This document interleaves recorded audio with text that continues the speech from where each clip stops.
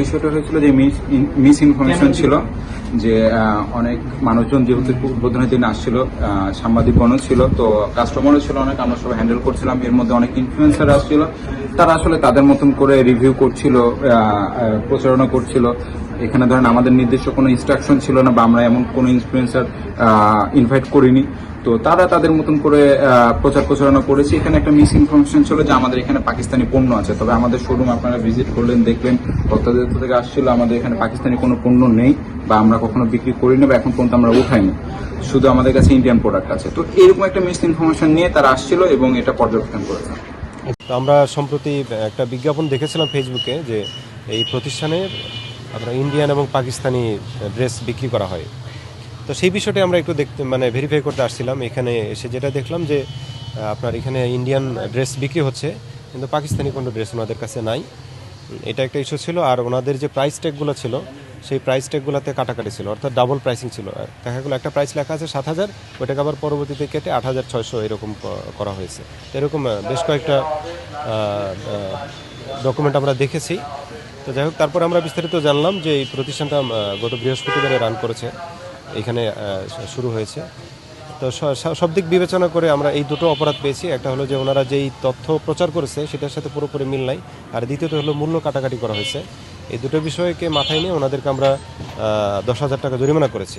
পাশাপাশি এই বিষয়টা আমরা সবাইকেই মেসেজ দিতে চাচ্ছি যে তৈরি পোশাকের ক্ষেত্রে যিনি যেই পোশাকটা বিক্রি করবেন সেটা যদি বাইরে থেকে আমদানি করা হয় তাহলে অবশ্যই সেই সংক্রান্ত সঠিক তথ্য কাস্টমারকে প্রদান করবেন এবং মূল্যের বিষয়টাও পরিষ্কার থাকবে। এখানে কোনো ধরনের কাটাকাটি বা ঘষামাজা থাকবে না। এ দুটোই বিষয়ে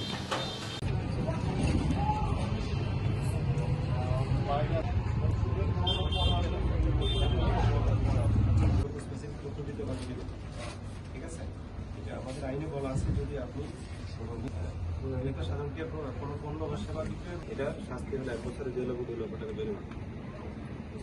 এই ধরনের কারণে তারা হয়েছে।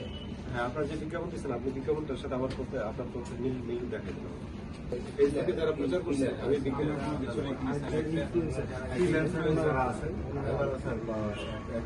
আমাদের কি কিছু ইন্ডিয়া ছাড়া এখানে অন্য কোনো ইন্ডিয়ান প্রোডাক্ট আমরা প্রচার করি, তারা আসলে সাধারণ মানুষ না সাধারণ মানুষ যদি না জানে। আমি যদি বলি যে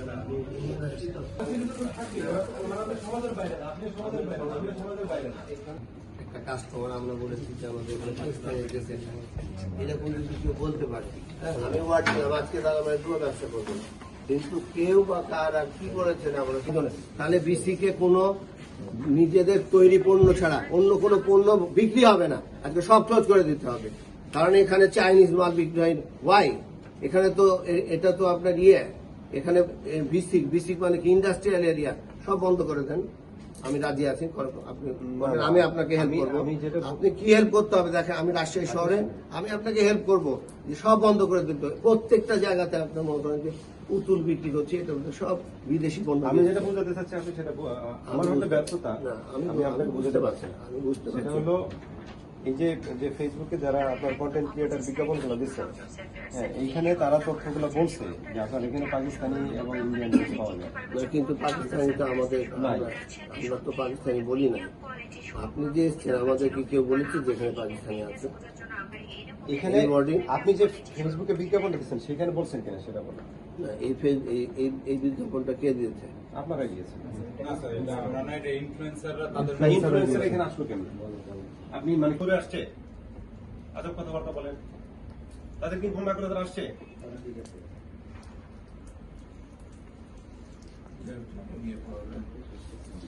যারা যারা এগুলো করছেন, আপনার বিজ্ঞাপন দিতে সমস্যা নেই, আমি স্পষ্ট করে বলছি যে আপনার যেটা আছে যা আছে যেভাবে আছে আপনি সেভাবে বিজ্ঞাপন দিবেন, বাড়তি কোনো তথ্য বা আপনি প্রচার করতে পারবেন না।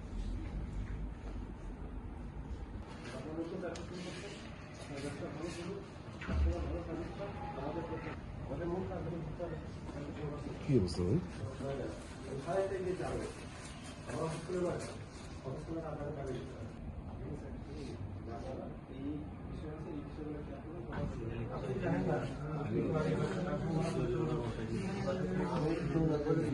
ধরে এই ড্রোনটার একটা সুন্দর করে ছবি তুলে দিবেন তো এটা না আমি একটা ফেসবুক পোস্ট এটা দেখেন